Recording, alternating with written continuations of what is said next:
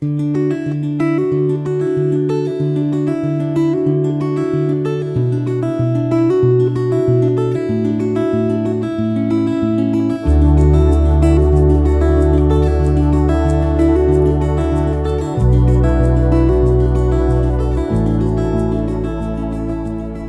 reading begins in Deuteronomy chapter 32, starting in verse 28. For they are a nation void of counsel, there is no understanding in them. Oh, that they were wise, that they understood this, that they would consider their latter end. How could one chase 1,000, and two put 10,000 to flight, unless their rock had sold them, and the Lord had delivered them up? For their rock is not as our rock, even our enemies themselves concede. For their vine is of the vine of Sodom, of the fields of Gomorrah. Their grapes are poison grapes, their clusters are bitter. Their wine is the poison of serpents, the cruel venom of asps. Isn't this laid up in store with me, sealed up amongst my treasures? Vengeance is mine, and recompense, at the time when their foot slides, for the day of their calamity is at hand. Their doom rushes at them.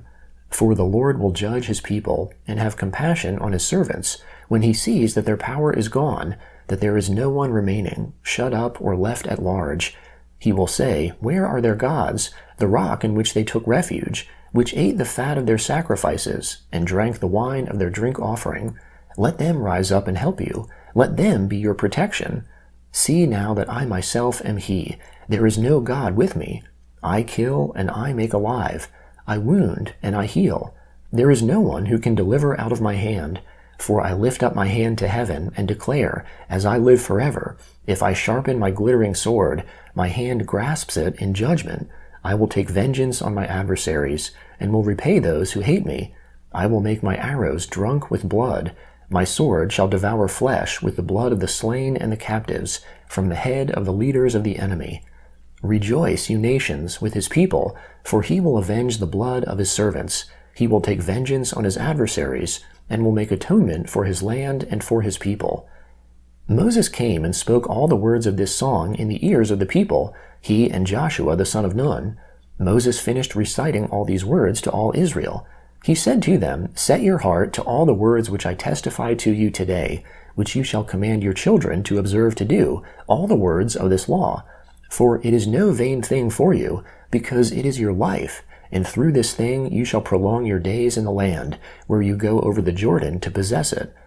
The Lord spoke to Moses that same day, saying, Go up into this mountain of Abarim, to Mount Nebo, which is in the land of Moab, that is across from Jericho, and see the land of Canaan, which I give to the children of Israel for a possession. Die on the mountain where you go up, and be gathered to your people, as Aaron your brother died on Mount Hor, and was gathered to his people, because you trespassed against me amongst the children of Israel at the waters of Meribah of Kadesh, in the wilderness of Zin, because you didn't uphold my holiness amongst the children of Israel. For you shall see the land from a distance, but you shall not go there into the land which I give the children of Israel. The Gospel of Luke, chapter 12, beginning in verse 35. Let your waist be dressed, and your lamps burning. Be like men watching for their Lord when he returns from the wedding feast, that when he comes and knocks, they may immediately open to him. Blessed are those servants whom the Lord will find watching when he comes. Most certainly, I tell you, that he will dress himself, make them recline, and will come and serve them. They will be blessed if he comes in the second or third watch and finds them so. But know this, that if the master of the house had known in what hour the thief was coming, he would have watched and not allowed his house to be broken into. Therefore be ready also, for the Son of Man is coming in an hour that you don't expect him. Peter said to him, Lord, are you telling this parable to us or to everybody? The Lord said, Who then is the faithful and wise servant, whom his Lord will set over his household, to give them their portion of food at the right times? Blessed is that servant, whom his Lord will find doing so when he comes. Truly I tell you that he will set him over all that he has. But if that servant says in his heart, My Lord delays his coming, and begins to beat the menservants and the maidservants, and to eat and drink and to be drunken, then the Lord of that servant will come in a day when he isn't expecting him, and in an hour that he doesn't know, and will cut him in two, and place his portion with the unfaithful. That servant who knew his Lord's will and didn't prepare nor do what he wanted will be beaten with many stripes. But he who didn't know and did things worthy of stripes will be beaten with few stripes. To whomever much is given, of him will much be required, and to whom much was entrusted, of him more will be asked. I came to throw fire on the earth. I wish it were already kindled, but I have a baptism to be baptized with, and how distressed I am until it is accomplished. Do you think that I have come to give peace in the earth?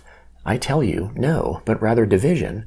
For from now on there will be 5 in one house divided, 3 against 2, and 2 against 3. They will be divided, father against son, and son against father, mother against daughter, and daughter against her mother, mother-in-law against her daughter-in-law, and daughter-in-law against her mother-in-law. He said to the multitudes also, When you see a cloud rising from the west, immediately you say, A shower is coming, and so it happens. When a south wind blows, you say, There will be a scorching heat, and it happens. You hypocrites, you know how to interpret the appearance of the earth and the sky, but how is it that you don't interpret this time? Why don't you judge for yourselves what is right? For when you are going with your adversary before the magistrate, try diligently on the way to be released from him, lest perhaps he drag you to the judge, and the judge deliver you to the officer, and the officer throw you into prison. I tell you, you will by no means get out of there until you have paid the very last penny. Psalm 78, beginning in verse 56. Yet they tempted and rebelled against the Most High God, and didn't keep his testimonies, but turned back and dealt treacherously like their fathers. They were twisted like a deceitful bow, for they provoked him to anger with their high places, and moved him to jealousy with their engraved images. When God heard this, he was angry, and greatly abhorred Israel, so that he abandoned the tent of Shiloh, the tent which he placed amongst men, and delivered his strength into captivity, his glory into the adversary's hand. He also gave his people over to the sword, and was angry with his inheritance. Fire devoured their young men. Their virgins had no wedding song. Their priests fell by the sword, and their widows couldn't weep.